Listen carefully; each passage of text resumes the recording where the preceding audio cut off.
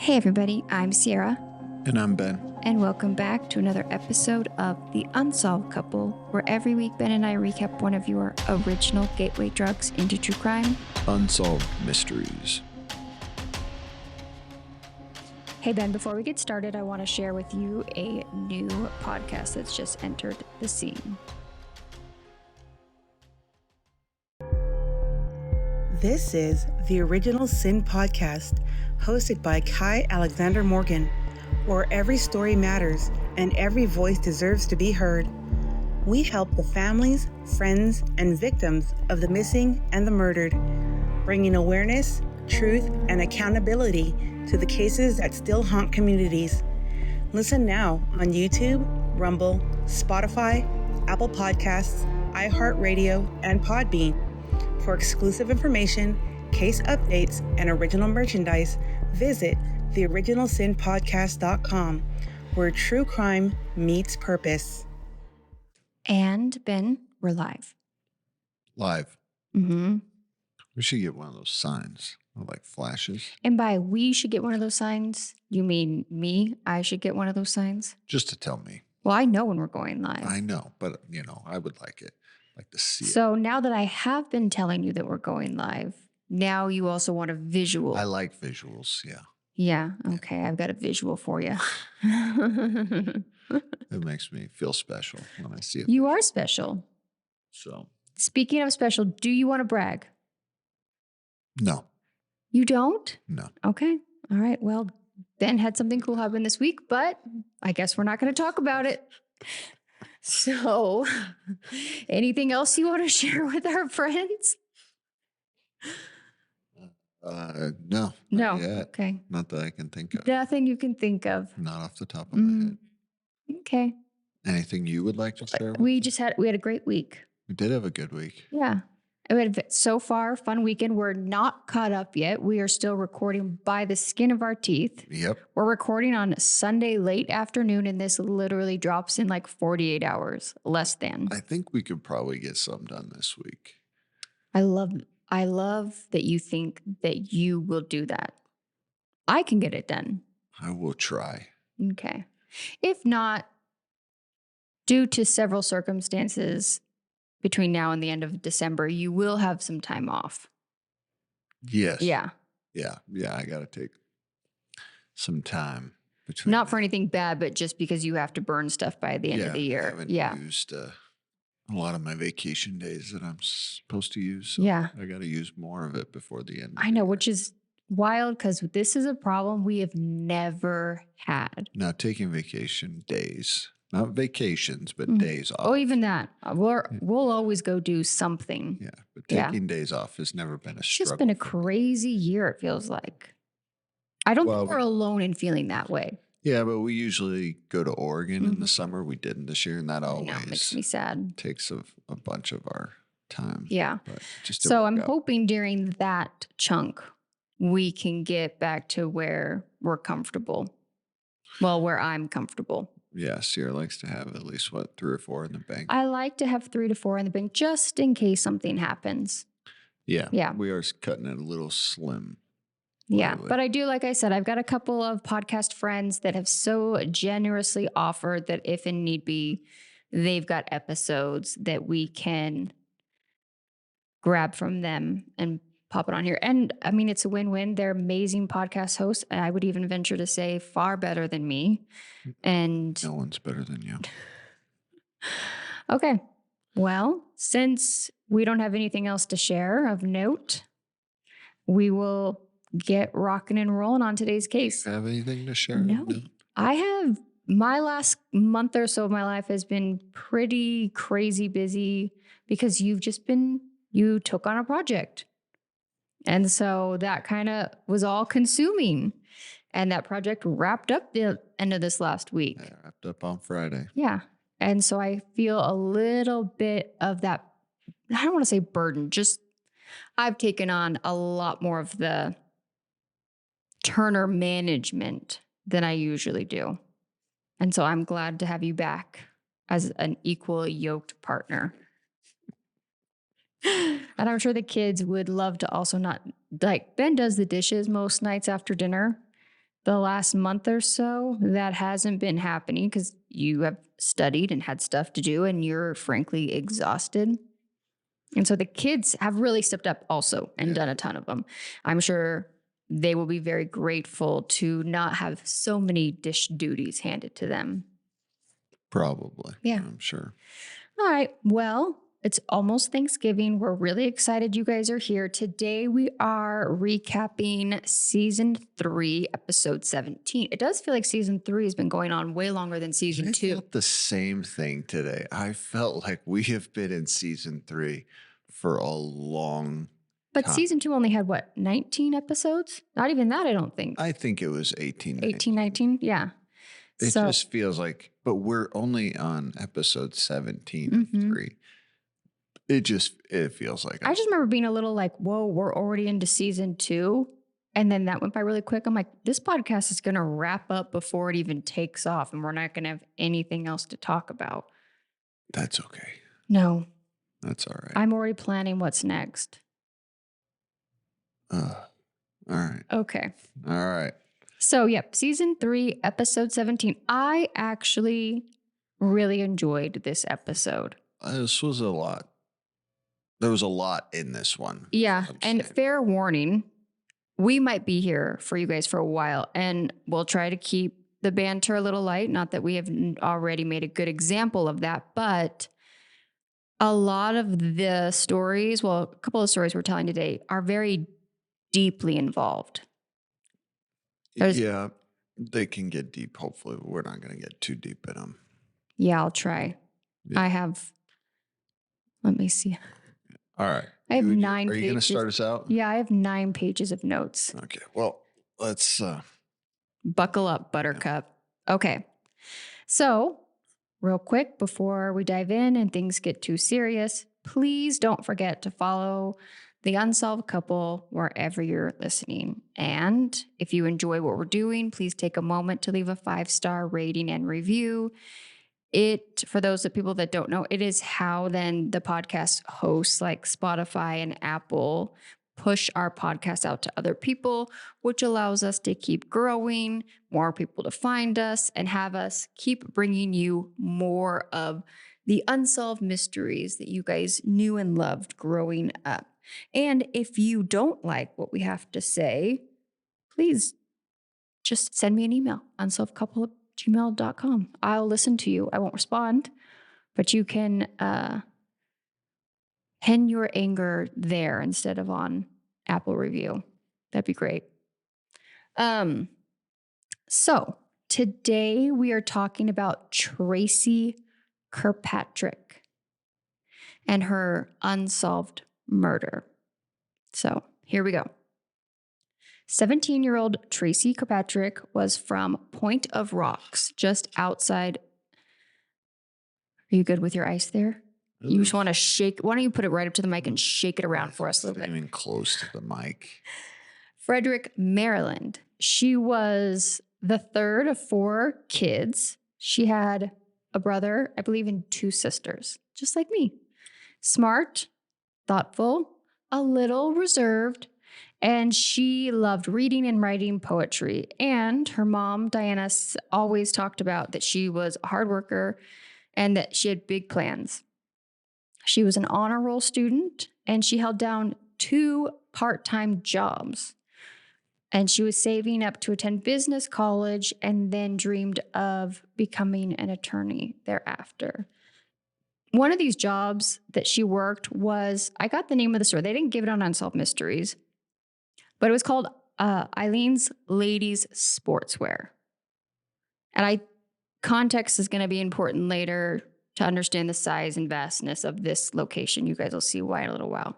But this was in the West Ridge Square shopping center, not a big mall. This was not like some huge, the only reference point I have is Lloyd Center and Washington Square. It wasn't like that. This was a smaller shopping complex.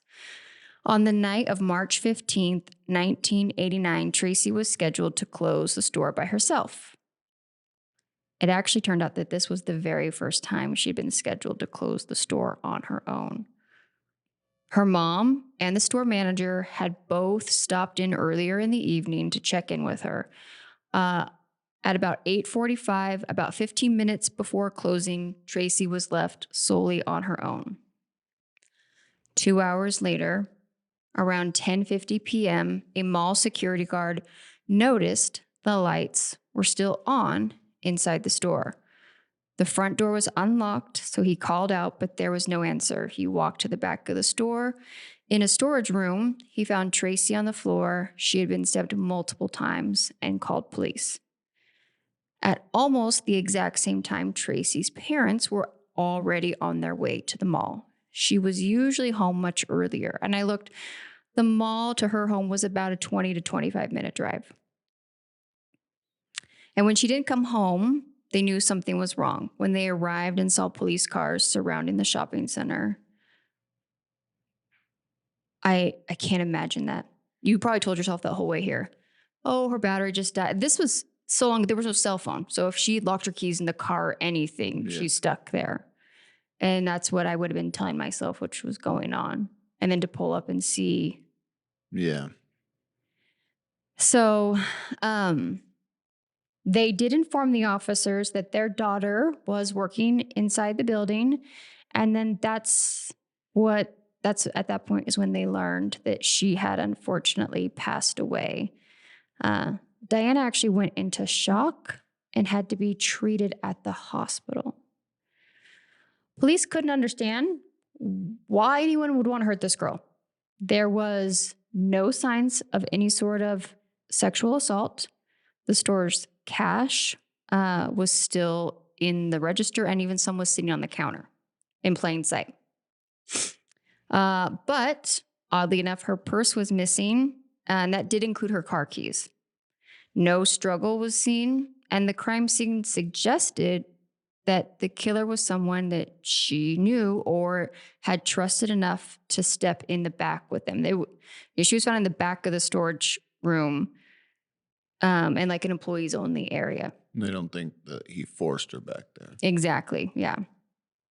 Investigators collected fingerprints, but not a ton of other things, and just moved forward. How do you collect fingerprints at a department store? Yeah. Yeah. And I will say later on, I read something that there's a few police officers that mentioned that they did a terrible job preserving the scene. Just something that they admitted. They felt that they had done a poor job with that. So, okay. So, unfortunately, weeks passed and then months passed and nothing. And then a very strange thing happened. All the way in Las Vegas, Nevada, a confession hotline. So I actually wondered what this was. So I looked it up. This was a confession hotline that people would call and confess things, I guess. But the people that listened to it for entertainment purposes, like paid a subscription to call in and listen to it. That's weird. I know. Isn't it weird? But we also, like, Craigslist did weird stuff. Yeah, we just have never had to pay for it. There's even art exhibit, and he's gone online now, and it's postcards that people can write their confessions into a postcard, and he like puts it out there, and he did a huge art thing. He's made it into books. It's really cool. But again, that just comes up on your social media feed for free. But yeah, people had to pay to like listen to these confession tapes.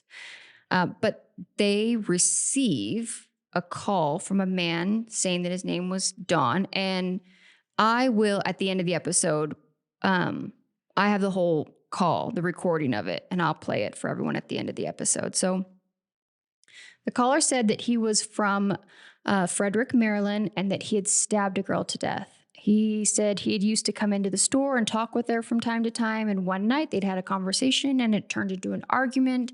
And he happened to always carry a knife on him, so he used it. He ended the call by saying, "I'm sorry about what I did, but nothing can change it." And the call was actually traced to a Safeway, like a payphone in Walkersville, just a few miles from Frederick. So this is all happening in the same area. Detective Barry listened to the tape and felt like the caller knew details that only the caller would know. He believed the confession was real. So police then do something that I think was it seemed to be more common back then. They did this with BTK as well. They took out an open letter in the mail calling out to the person who had reached out to them and asking them to basically come forward, because he had mentioned something about that Maryland had the death penalty. So there was no reason for him to turn himself in. Well, he said something in effect of, he thought about it. But it's not going to bring her back. So what's the point? Pretty much. Sounds like a real awesome guy. But they did put in that letter as well that they would remove the death penalty off the table if he wanted to come in and talk. So nothing came from that, though. 2 weeks later, the case took another weird turn. A woman in Massachusetts worked as a psychic, in fact, I will say this is the first time that she didn't call the police with nothing. She actually had something, but not anything that she felt that she had perceived. Okay. She started getting phone calls from a young man who called himself Sean. He was obsessed with finding Tracy's killer. She didn't really believe what he was talking about, and she asked him to mail in proof of something. So he sent her a bunch of mail clippings and stuff. And when she saw the handwriting, she just thought this was way more personal than someone who was just trying to find justice for this girl. And so out of an abundance of caution, she reached out to the police. She was able to listen to the confession tape and said that she recognized the voice. It sounded like the same man she had been talking to, who had been calling himself Sean. Earlier on the confession tape, he went by the name Don. So police traced the return address he used to send the clippings, who puts your own address on something, but that's not here nor there at this point. The house was in Walkersville, the same town as the call had been made from, and the man who lived there wasn't named Don or Sean, but 3 different people claimed to have recognized this voice from a confession when the local radio station, actually on the anniversary of Tracy's murder, all played it around the same time. Police searched his home. They found newspaper clippings, but no proof that he actually had any connection with Tracy. And the physical evidence, they couldn't link him to the crime. So they did take some DNA or physical evidence of some sort from him, but it was never able to link him to anything. Oddly enough, he refused to answer questions and invoked his Fifth Amendment right. Yeah, I don't know. Everything about this is odd, right? Well, because you have a guy calling, a lady saying it's the address where he sent that. And then people called in when they heard his voice on the radio and said, hey, I think it's that guy. And it all traced back to that same person. Yeah, but then the actual physical evidence didn't match. But we don't really know what physical evidence we don't. had. No, but he has officially been cleared as a suspect by the police. Okay. So take that for what it was, or what it is, I guess. I don't know. I don't have access to these case files. They actually don't give a lot of details. No, they don't. And so Tracy was actually laid to rest on March 20th, 1989 in Oak Grove Cemetery near Pittsburgh. And a poem that she had once recited for her family, that she actually was very into the author and stuff of the poem, is engraved on her tombstone for all to read. And it's basically talking about that once I'm gone, don't even think about me. Just find happiness in your life. And so that's kind of where Unsolved Mystery leaves us. Yippers. All right. Update. Okay. You guys, everyone just buckle up for this. Hopefully this all makes sense. There's a lot out there. So before we go into our next part, I want to make something very clear. Here is my legal disclaimer. The following information reflects theories and opinions shared publicly on public forums by community members and online researchers. The man named in all of these places has never been charged or convicted or connected with this case in any way, shape, or form that puts him in any sort of, you guys get what I'm saying, okay? So what you're saying. What I'm saying is, what I'm sharing here is public speculation.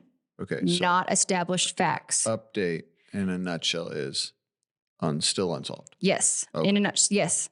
And now I'm going to get into the update or the unsolved ... The theories. Yes. I am not asserting guilt on anyone.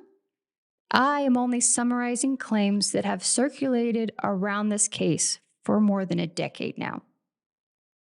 Okay. Let's get into it. We're going to talk about the security guard, who is not a notable figure at all on the Unsolved Mysteries. We know nothing about him, right? No. No, and they didn't make him a point in the thing. His name, ironically, is Don. Okay? Okay. And he's the one who also reported finding Tracy's body that night. At the time, he was working as a security at the mall, but was also a deputy for Frederick County Sheriff's Office. And his father was one of the most prominent members of the sheriff's department and had been for a long time, which later will become a part of the speculation. Point number 2, I found raised. There is roughly 90 minutes gap in the early evening where Don could not account for his whereabouts at work that night. And because the shopping center was small, you could theoretically walk the entire things multiple times within a 1-hour window, let alone a 90-minute window. People wondered why the security guard, Don, hadn't checked sooner on a store that should have been closed at 9 o'clock. All the lights were on and the doors were unlocked. That was literally his job, was to make sure that things were locked up and safe. And he didn't. Years later, a woman claiming to be Don's daughter came forward and said that she believed, unfortunately, that her father was involved. She said that growing up, she overheard several conversations that made her think something wasn't right with the story that night. She also claimed that during an unaccounted for period of time, Don went to his estranged wife's house. He was married and living separately, to change clothing, which was the reason as to why there had been no blood found on him. Again, none of this has been confirmed. This is just, I don't want to say small town. This seems to be, from everything I've read, the town's theory around this. Stories that people are telling. Mm-hmm. After way to verify it. No, after the murder, Don left Maryland. In fact, very shortly after, he moved to Egypt. Interesting. Mm-hmm. Not until many years later, relocated to Florida, where he still lives today. And because his father was in law enforcement and high up in leadership, many people within this community have long believed that the investigation may have been influenced, either intentionally or just by people wanting to not believe that one of their own residents would have committed this crime. Some residents who have tried to provide new information have come forward and said they have had a very difficult time getting anyone in that police department to call them back or follow up. And that has only fueled the beliefs that someone might be trying to keep the case under wraps. Now, none of this has been proven by fact, but the community conversation has never really died down. And that's the thing with Tracy's case. There's the official investigation, and then there's the story that the town believes. So if you happen to have any information about what happened to Tracy Kirkpatrick that night or that evening or anything at all, please contact the Frederick Police Department at 301-600-2102. That's 301-600-2102. And I would like to give myself a gold star for telling you guys that in such a short amount. I did, 3 hours of research on this? I'm actually quite impressed. I have to be very cautious what I say when there is someone still alive. Well, technically innocent until proven guilty. Yes. And as I've said, it's terrible that I was actually surprised this was still unsolved. So was I. And it's terrible because something like this, you would hope that justice would have been served by now. You were asking me earlier, and this isn't a ton of my notes. So, take this kind of information for what you can. It is interesting to me that usually when it walks like a duck, quacks like a duck, the whole point of the phone calls, the letters to the psychic, everything tracing back to this one unnamed person. There is kind of a belief that someone in Dawn's circle, because Dawn also had a roommate named Sean. And those are the two names that this unnamed person used. That this was a person who was trying to help get this case moving in the right direction without having to take on any sort of liability of being... Responsibility. Yeah, responsibility for being the person that said something. It's hard, though, because we've also seen, and it continues to happen today, people insert themselves for no reason. They become obsessed with things. 100%. So is it possible that this kid called and confessed and read newspaper clippings and just became obsessed with it because he wanted to, and he decided he wouldn't be the first? No, but it is kind of a crazy coincidence that he named the two names Dawn and Sean. Yeah, and I don't know. And I don't know. My theory is whether Dawn is guilty or innocent is not for me to decide. I will tell you, it is interesting to me that usually the person who finds the body was likely the last person to see the person who had the closest connection physically would have been looked at some sort of capacity, and he never was. But I will say this, too. The police in this say very little. If you notice, the police don't even say how she died. The only way you find out how she died is when they played the clip. Yeah. All the police, when they interview the police officer before they play the clip, say she was murdered. They don't even say how. Yeah, but if you were wanting to kind of... What my point is that I think the police were playing their cards extremely close to the chest, not wanting to give out any information in hopes that someone would come forward, give information that would hopefully incriminate them. Yeah, I will say it is in the same town, but the sheriff's department is different than the police department. Totally different. But that doesn't mean that potentially there isn't some crossover of people knowing each other higher up outside of your standard investigators. Does that make sense? Yeah. I don't know. I don't know. I grew up in a small town. I don't know. I have a hard time believing that just some detective. I don't think that this was necessarily a direct police cover-up, but the fact that there is at least no evidence appears that you didn't even really look that hard at. I will say that's my point. Yeah. Is that they said so little that sure, we could draw the conclusion that they didn't even look at him, or they never said a word and they were playing it really close to the chest that they were looking at. Yeah. Well, I would have a hard time believing that the police would not look at the person that found the body. So I will say this. There was a police detective later down the road, not quite the 20-year mark, but before that, who took this case on.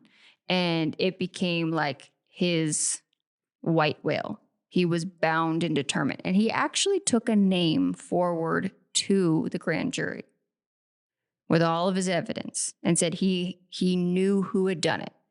And he said it was a man that lived in the area, that was in his mid-20s and was comfortable with the mall because of how he had exited the building, because it had to be through, the person left through the back loading dock that was not easily known, and several other things. He went and got 2/3 of the grand jury to indict, took it to the prosecutor, and the prosecutor said, "Thank you, but I still don't think we have enough to get this guy," and has never picked it up since, to the point where the police, the investigator, within a year retired, blaming the fact that he didn't believe that justice was being served in this county because of politics. Very possible. Yeah. I don't know. He was interviewed at the 20-year mark when they did a big news story about it, and he said that blatantly, like in a news interview too. And guys in law enforcement, they don't say stuff like that unless... No, you say that for a reason. A reason. And it seemed very pointed, like whoever was reading that knew that they were kind of being called out. But again, I probably take that quote with the biggest weight on all of this, post. I would too. Excuse me, I bumped the mic. So I don't know, guys, I told Ben I could do a multiple part series on this. I actually reached out to a few of my podcast friends and gave them the information of this. From my understanding, there is some kind of forensic evidence. There's at least enough at one point that a grand jury was involved to hear something. I don't believe that there's been any big changes or any testing or fresh eyes on this since about 2009. And the technology that we have now in 2025, there was literally a case just solved this year from the 60s because they had trace DNA that never up into 2025 had enough to be tested. It was so degraded. Yeah. And they were able to find a man who had murdered a child in a church building when she went there to pray. So this is the season of justice in a lot of ways. And so I would love to get a bunch of eyes on this, because if there is things that could be tested and there is enough that at least at one point a grand jury was interested in it, I feel like then we're already so close. We've got much more to work with than half of these other unsolved stories we've talked about. Maybe. Yeah.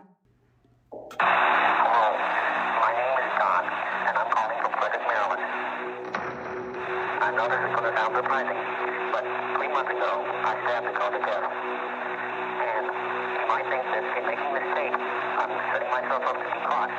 But there are a lot of guys named John in front of me. The girl I killed was working in a ladies' sportswear store.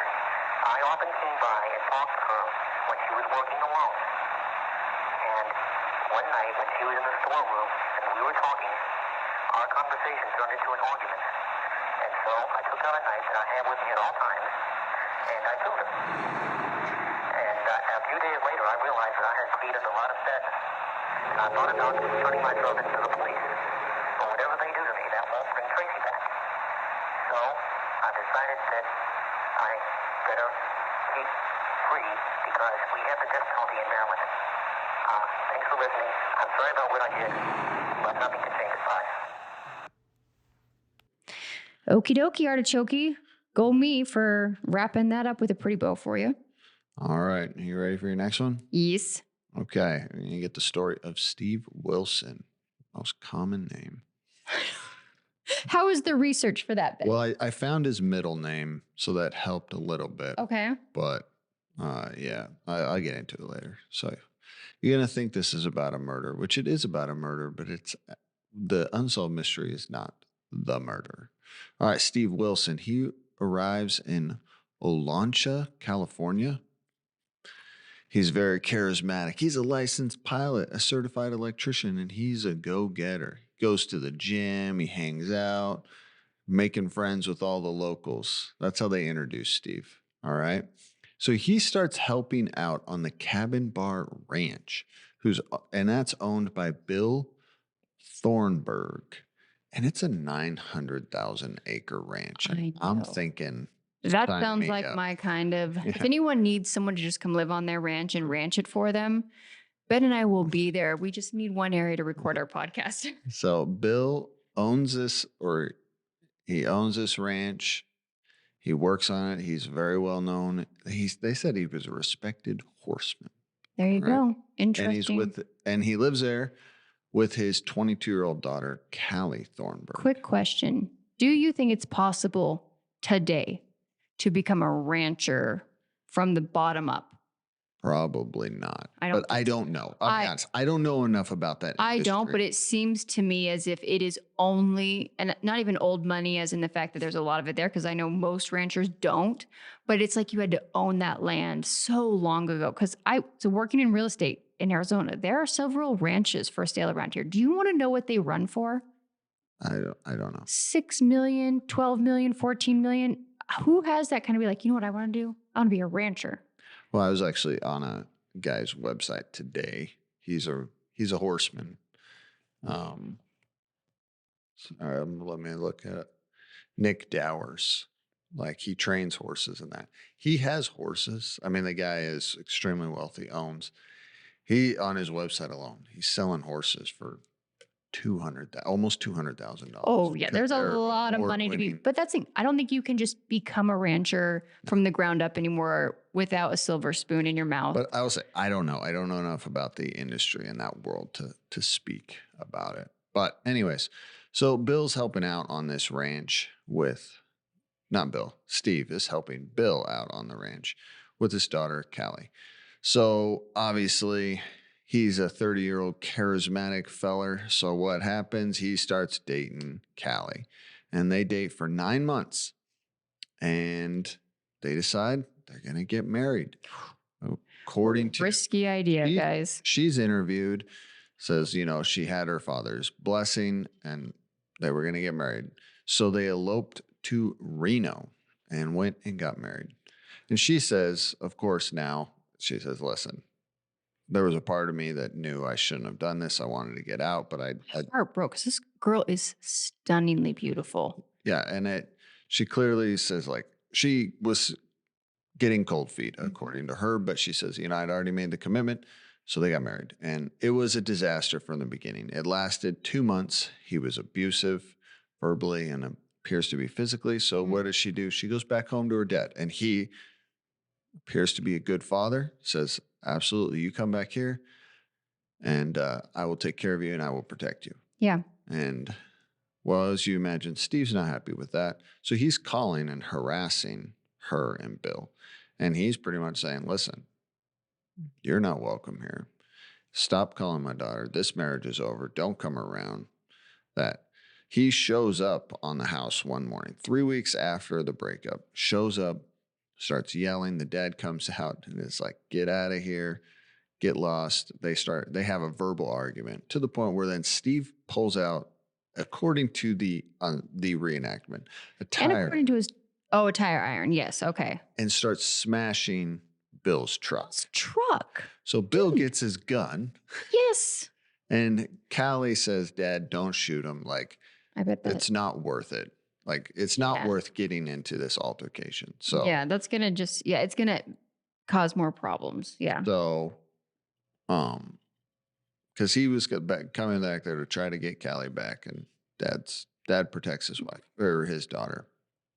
Anyways, so on May 29th, 1979, did I even say what I don't think so. Sorry, I apologize. No, it was me. I got squirrely because I was watching this thinking, okay, how can I own a ranch without having $6 million? Yeah, so this was in the late 70s. So May 29th, 1979,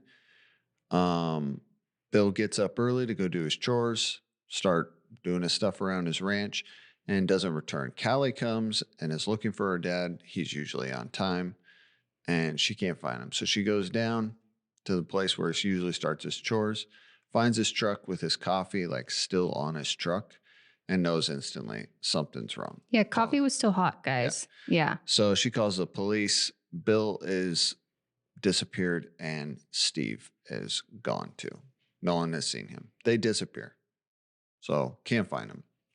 December 24th, 1979. So 7 months later, a teenager is riding his dirt bike through Sand Canyon, which is about 45 miles away, and finds human remains. Mm-hmm. Thinks that his parents aren't even going to believe him. So he takes the skull and takes it home to show them.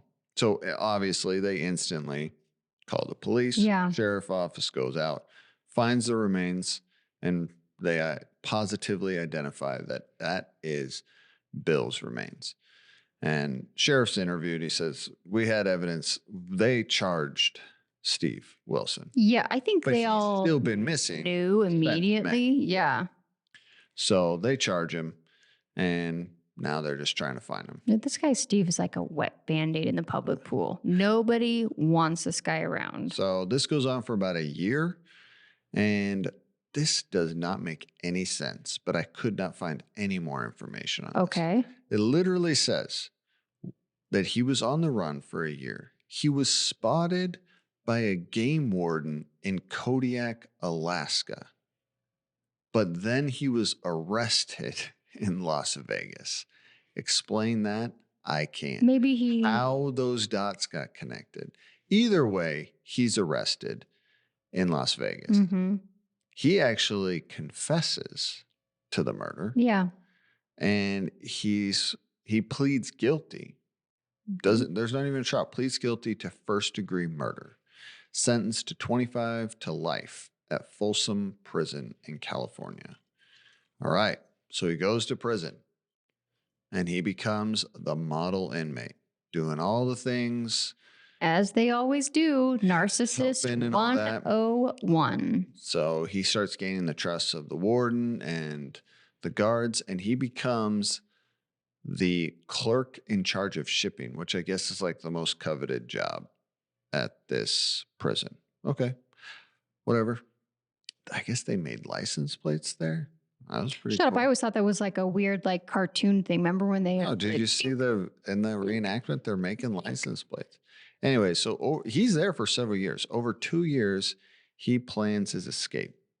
And on August 3rd, 1984, they're doing something. He gets other inmates to create a diversion in the loading dock. So the guards are distracted. In the reenactment, they have like 2 forklifts crash or something. But guards get distracted. He sneaks into a truck, and supposedly the inmates like stack boxes so he can't get seen. Reminds me of the scene in Little Orphan or in Annie when she sneaks out of the orphanage. Do you know how she sneaks out? No, I can't remember. It's in a laundry basket. She gets all of the other orphans to like get her in a laundry basket, and they like piled all the laundry on top of her, and they go out the front, and then she gets in the laundry van. There you go. Miss Hannigan is not happy about it.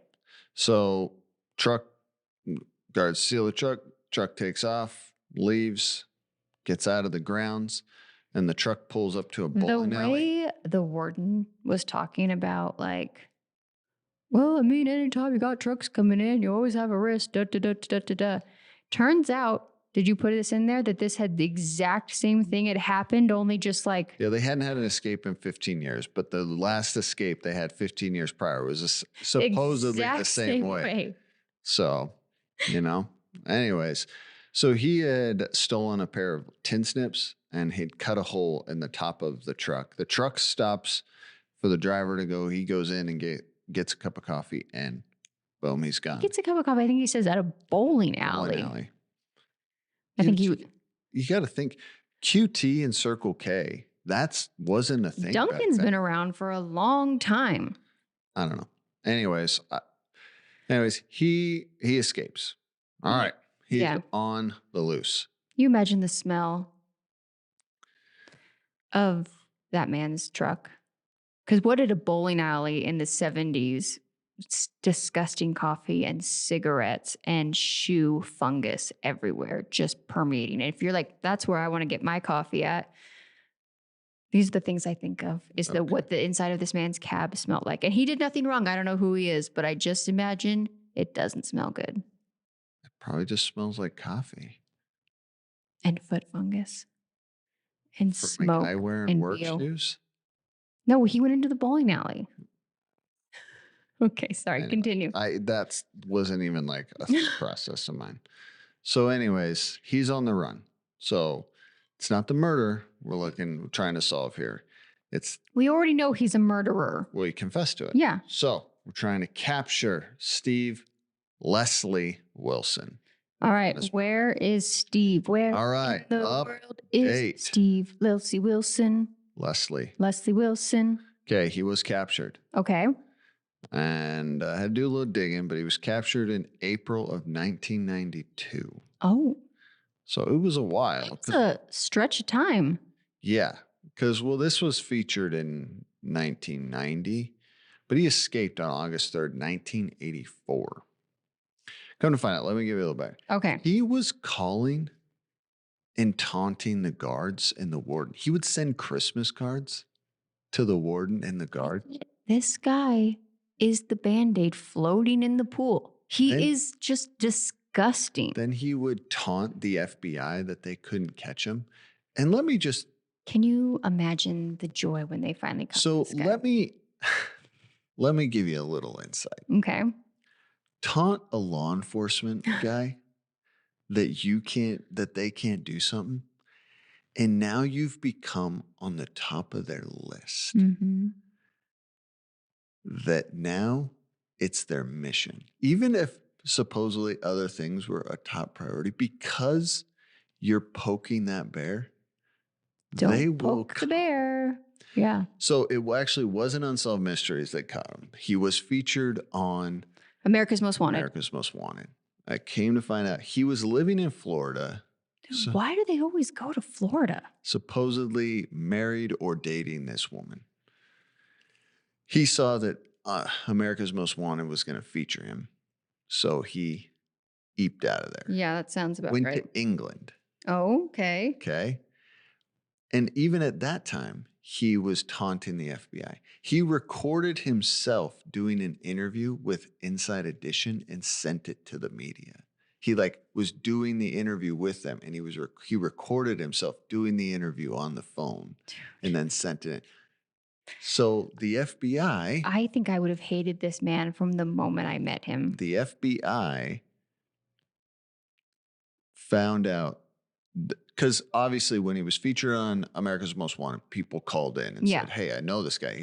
They went there. He was already gone. Yeah. But his wife or girlfriend was still there, and she was still being loyal to him. So what did the FBI do? Hey. They staked her out, and they just sat on her. Mm-hmm. And she gets on a plane and goes to England, and they followed. And they follow her to a hotel where she meets up with Steve. And when they come out, they arrested him, extradited him back to California. Done, Steve. But here's the crazy part. He goes back, serves his time, and was released. I dug. Because he charmed the parole board. That's what this guy is. He is dug to try to find out when he narcissist. I dug to try to find out when he was released. Mm-hmm. I could not find when he was released. I read. It wasn't a newspaper article or anything. I thought the parole boards were public record. I'm sure it is. But do you know the records of the California Department of Correction for a Steve Wilson? And I've been on those websites. They look like whoever used to program their personal MySpace page is now doing the coding for these websites. I got on and did a search, and the California one kept telling me there was no records found. And you're like, I know that's actually not true. I wasn't sure if it was trying to find current records, like if he's in prison, or his release records. Interesting. So, I did the math. He was 30 in 1976. So he would be 80 years old. He's probably gone today. Yeah.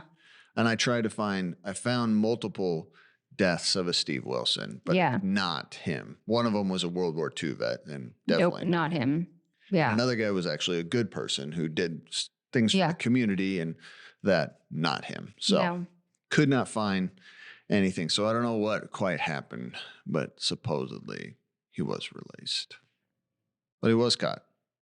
So there you go. There you go. So a murderer and escaped and evaded prison was still able to make parole somehow. Somehow. That's not so bananas. Okay.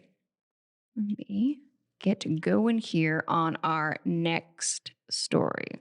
So I'm going to tell you about the disappearance of Judith Hyams. In my research, this was spelled two different ways. It was spelled with an H-I and an H-Y. Just wanted to put that out there. Okay. Judy was 22, recently divorced, living in Coral Gables, Florida. She worked as a medical technician at the University of Miami Medical School. She was known as to be smart, highly educated, pretty independent, and in August of 1965, so this is an older one, she found out that she was pregnant. Now, I think it's important to remind everybody that this was the mid-60s, and she was single, and that being pregnant came with a lot of judgment and shame. And so Judy tried really hard to keep things private. From our understanding, she went in to confirm the pregnancy and didn't even use her real name. She signed in as B. Kenny and told no one about it, not even her closest friends. I would like a little caveat here. Everything I was able to find on this comes from Unsolved Mysteries and several news articles. I don't know how we connected the dots. I don't know how we found out that she went in for this test. I don't know how we confirmed that she was pregnant because she didn't tell anybody and then she was under this. I don't know where this timeline comes from. And I think that's important to know.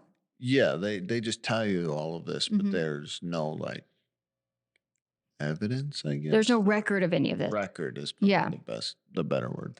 One of her friends named Marilyn Jackson later said that she had absolutely no idea that Judy was pregnant. In fact, the very last conversation was completely normal. Judy told her that she was going to get off work early to go do some shopping. No stress, no panic, nothing unusual. So September 14th, 1965, Judy leaves work early, just like she said she was going to. She withdraws $300 from her checking account, which, I mean, that's a lot of money for 65. Well, we're probably over $1,000 for today's. Yeah, it's got to be. It was, I mean, early 80s or mid 80s. No, 65. Yeah, so yeah. I'm saying in the early mid 80s, it was 3 times. So I can only imagine that's 20 years before. Yeah. It's got to be maybe close to 2 or something. Yeah. At least 1,500. She tells people very openly that she's using this money to buy a watch. But it is now believed that the money was actually being used for an illegal abortion, because abortion at the time was not only taboo, it was also illegal. And women often would have to go to people to get this operation done and performed in secret. And with secret means no oversight and no guarantee of safety. That afternoon, Judy goes to the office of a man named Dr. George Hadu, Hadju, Hadu. And I technically am using the word doctor loosely because he wasn't licensed here in the United States.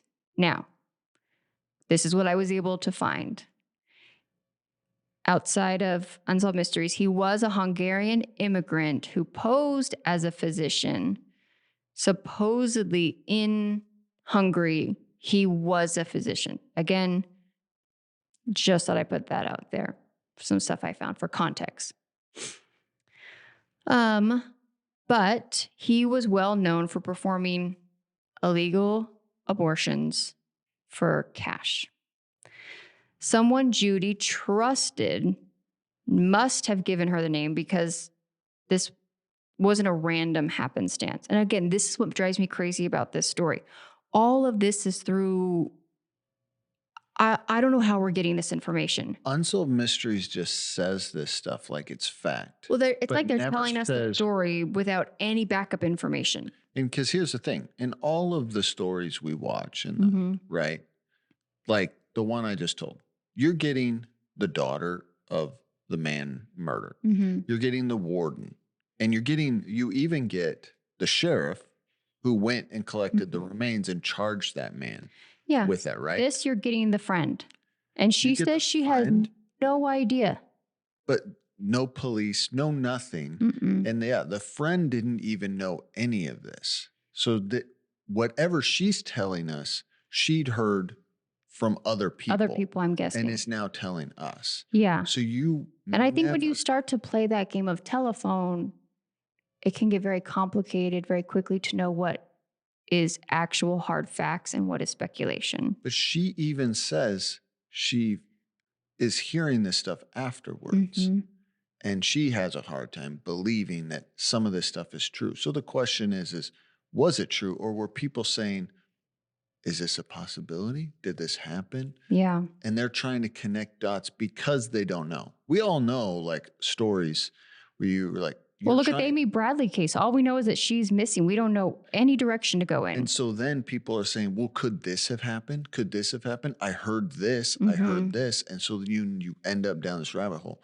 So that was my theory in this story is where people saying, well, this could have happened. Well, that was That's my very why. first question that I was confused about when they said that she went in to confirm her pregnancy and used a false name. Okay. How do we know that? I don't know. Yeah. Yeah. And I'm not saying that this is a whole thing that's not true. This woman's obviously missing. I'm not saying that. But I guess I'm just saying, how did we get to this conclusion? Because if we focus only on this option, are we ignoring other things? And I think that can be risky. Yeah. So 3 weeks later, her rental car is found all the way in Atlanta, 650 miles away. Inside, there is blood on the back seat. Not a huge amount, but enough that investigators could see the blood. Unfortunately, the car had been sitting there for days on end before anyone reported it, which means any evidence was contaminated or useless by the time investigators could examine it. A neighbor did remember seeing a man in his 30s park the car, get out, take a duffel bag from the back seat, and walk away. He was never identified. About 3 months later, the doctor got arrested, not for Judy, but for impersonating a doctor. And before he could be tried, he jumped bail and disappeared. Gone off the grid, never to this day has been found. I looked that up too. Never captured. For years, the case basically freezes, and some people. Now, I was like, Robert Stacks is telling us, because this was in the 60s, he is telling us this in this sort of longer format, the kind of ebbs and flows of this, because again, this case takes another weird turn. Most people assumed by this point that Judy passed away during the procedure, and that her body was disposed of to cover up the illegal abortions taking place. But Marilyn, her friend, didn't believe that. She said that Judy knew too much medically to put herself into that risky and dangerous of a situation, that there might have been other options for her to explore before going to this. Whether that's true or not, we don't know. But this is hard because this woman literally just vanished into the void. And 25 years later, it comes back to life in the weirdest of ways. None of this makes sense. No. In 1990, a police captain named Chuck is completely unrelated narcotics seminar. Okay? So where you fast forward, it's 1990. Chuck is at this seminar in Nebraska. He comes home, he goes back to work, normal day-to-day stuff. 2 weeks later, he gets a call from someone claiming to be a well-known radio host in Omaha. The caller tells him that an anonymous person shared information about the disappearance of Judy.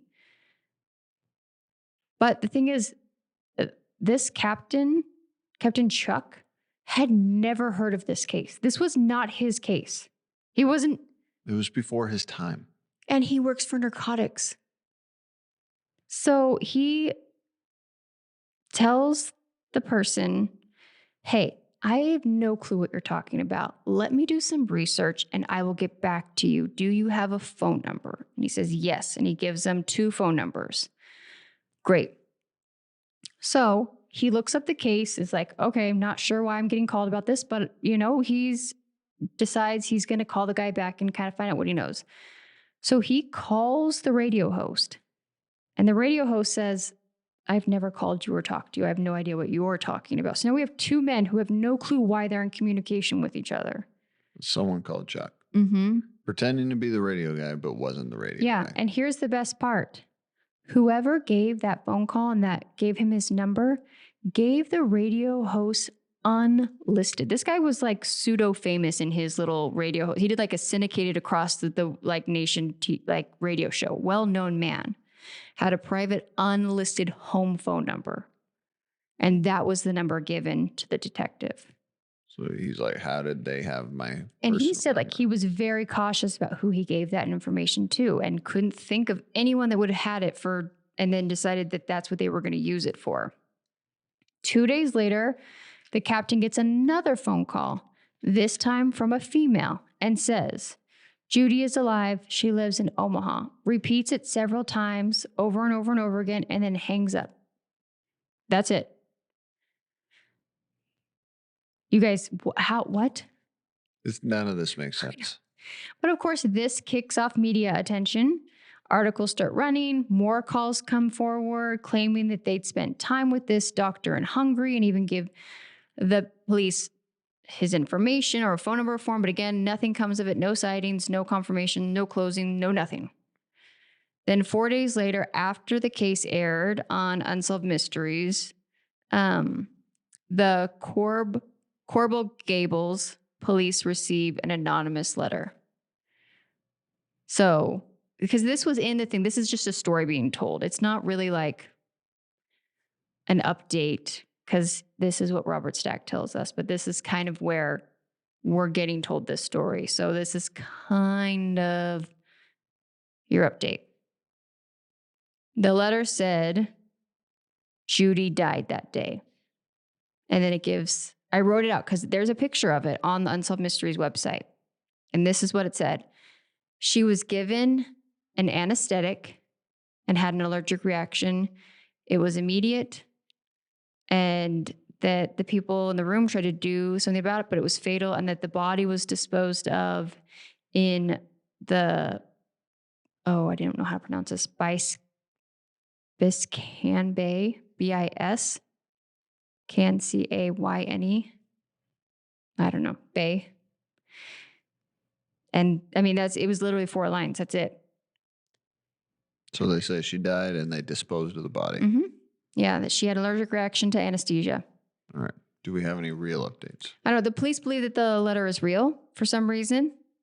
They said it sounds like someone who might have actually been there. They'd urged the author to come forward, but no person ever did.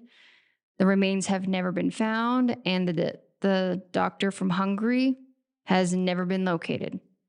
Today, Judy would be in her 80s. If you have any information, I guess there was some hope maybe that she'd left and gone and started another life out of shame. Maybe. We don't know because she just disappeared.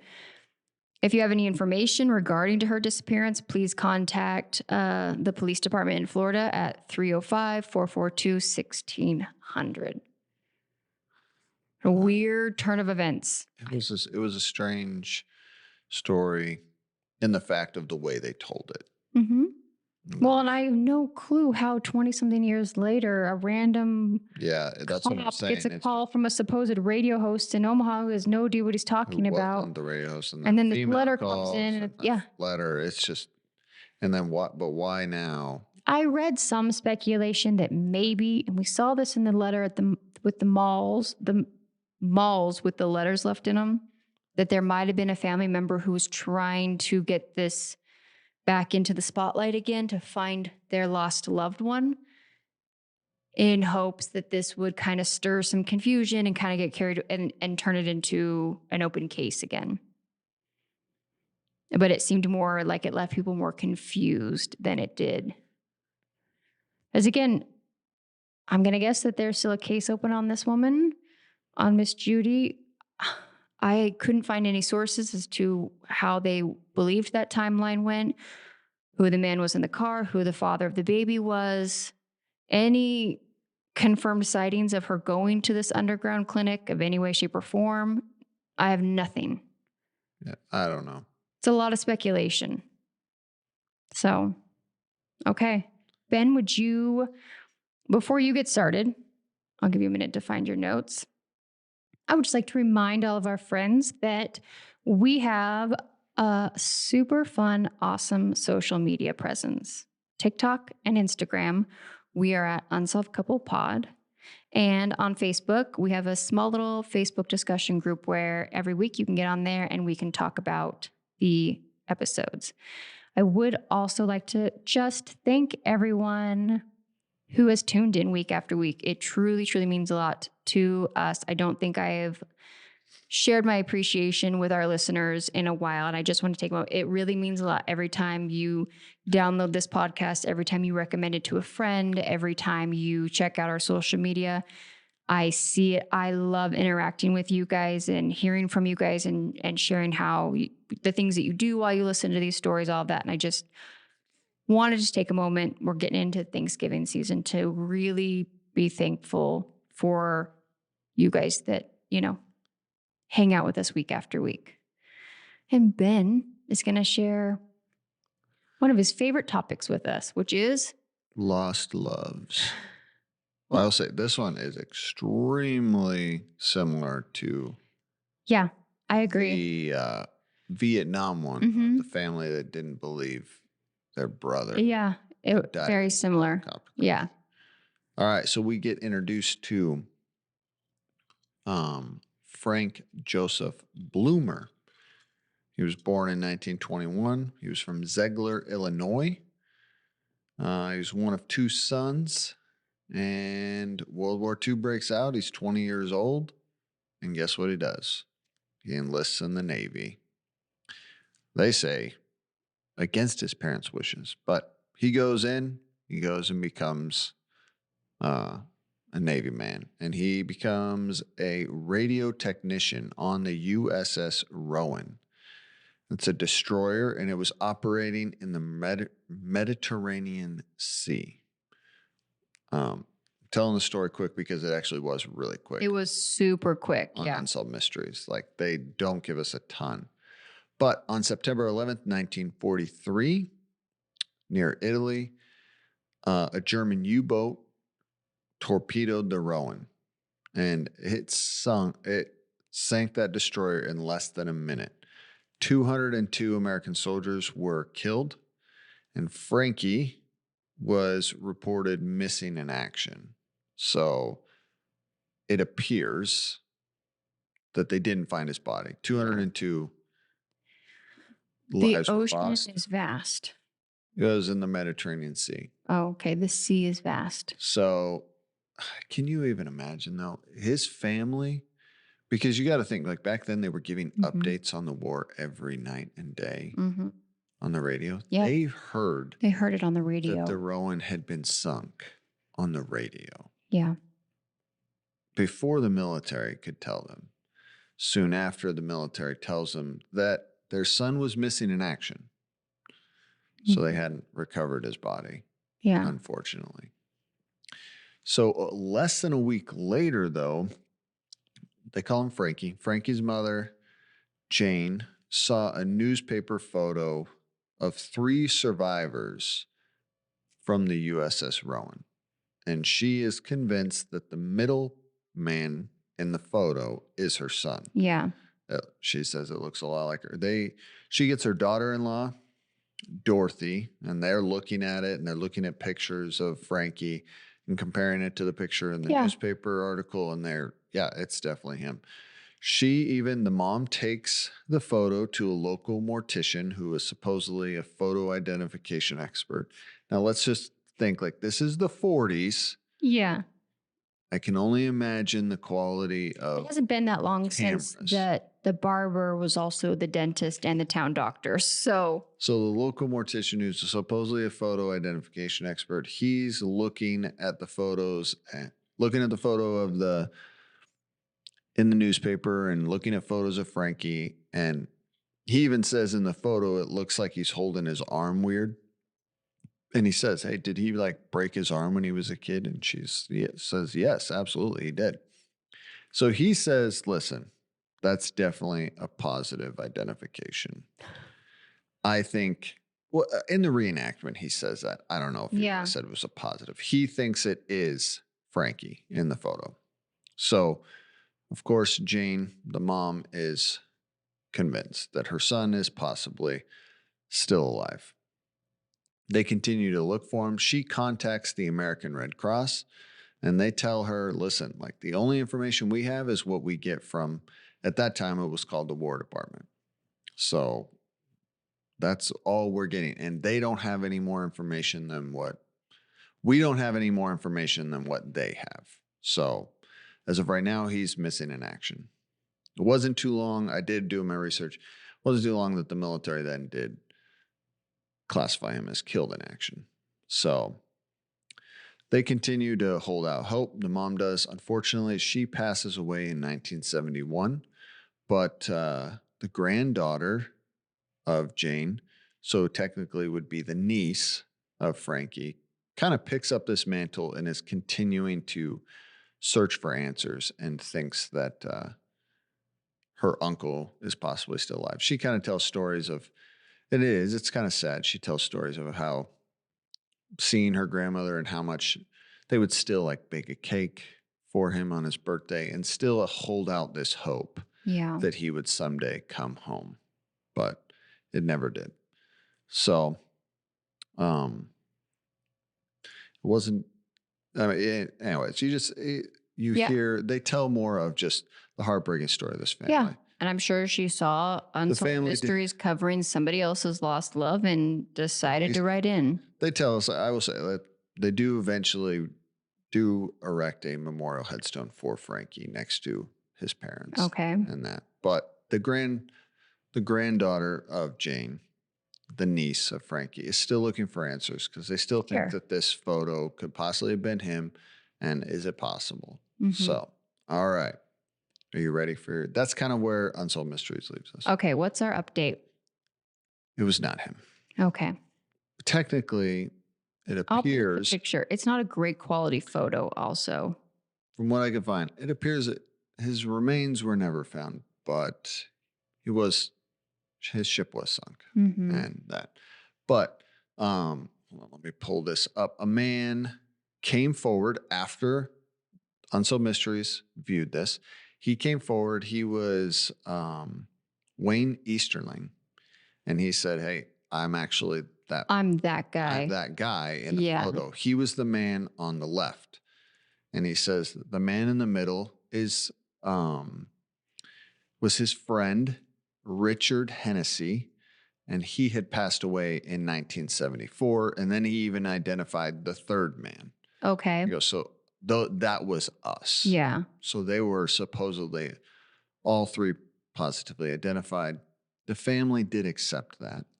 Okay. And has come to, understand and believe that he passed away that day. He had passed away in war. And so it's kind of, really, they do identify those three men.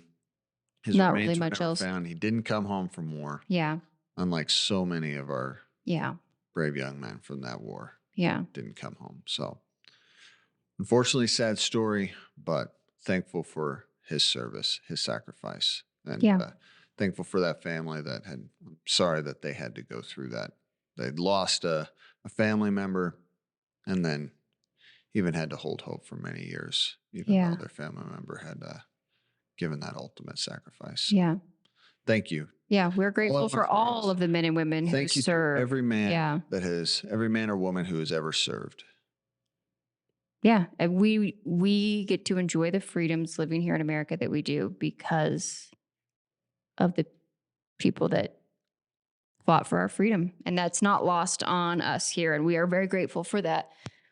Both Ben and I have many family members who have served in the military, and we know even the personal sacrifices that puts on even family members who just support their loved ones who are serving in the military. So anyone who loves a soldier, we're grateful for you. Okay? There you go. There you go. All right, guys, that is our recap. And look at us. We are on time. Yay, us.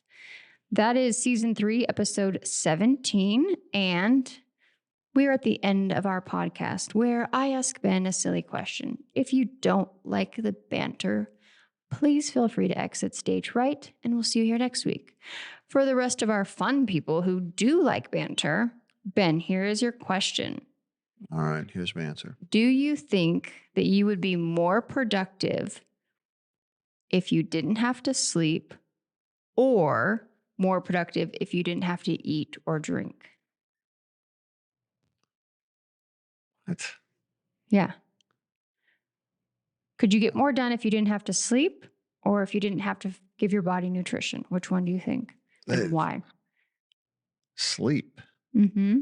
Because how much time does eating really take? Well, when you were married to someone who cooks most of your food for you. Even if I had to cook, I am a simple man. That is true. You would live off nacho cheese and chili cheese burritos from Taco Bell. Eating food in a day doesn't take up 6-7 hours like sleeping. If you like good food, it does. No. Yeah, but I could smoke something, but I can go do something while it's smoking. Smoking as in cooking food, not like smoking meth or something. Yes. Smoking cigarettes. Everyone knows what I had no mean. clue what you were talking about. If I had to, yeah, sleeping, of course. It's okay.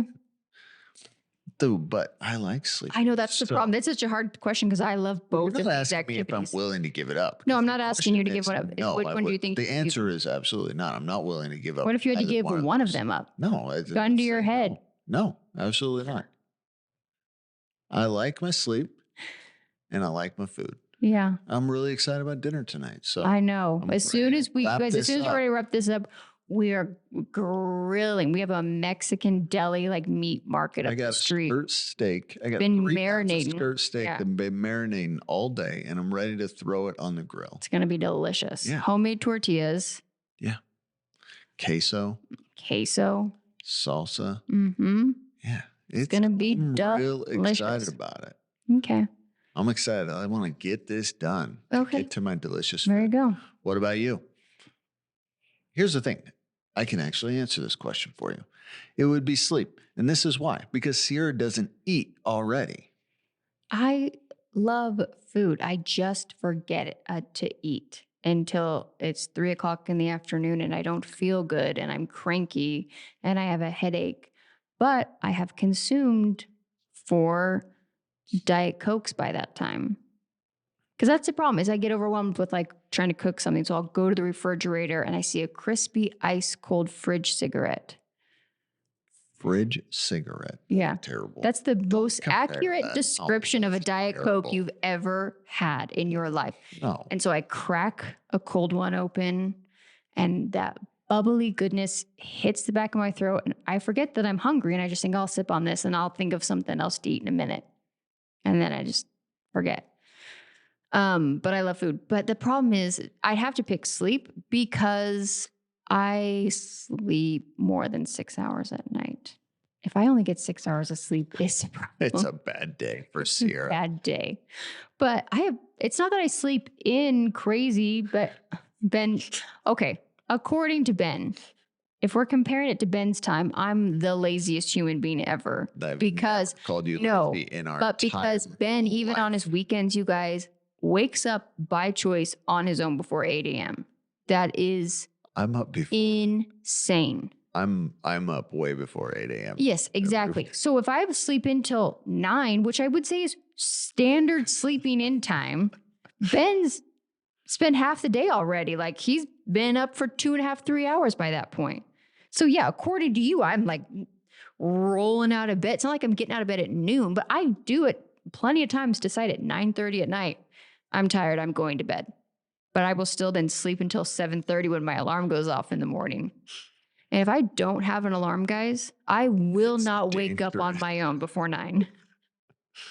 Yeah. Hey, listen, everyone's got their thing. I wish I could sleep more, but I wish I could sleep less. I wish that I could feel refreshed. Even I wake up those mornings when I've gotten 10 hours of sleep and I am exhausted by within 2 hours. I hate it.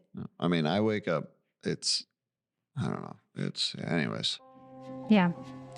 All right, guys. Well, we are going to go cook and then eat delicious food and probably watch Taskmasters and laugh. And that sounds like a wonderful evening. And we hope you guys all have an amazing Tuesday. Did you have something to say, Ben? Nope. Okay. Well, we will see you guys again here next week where Ben and I recap another episode of Unsolved Mysteries. Bye.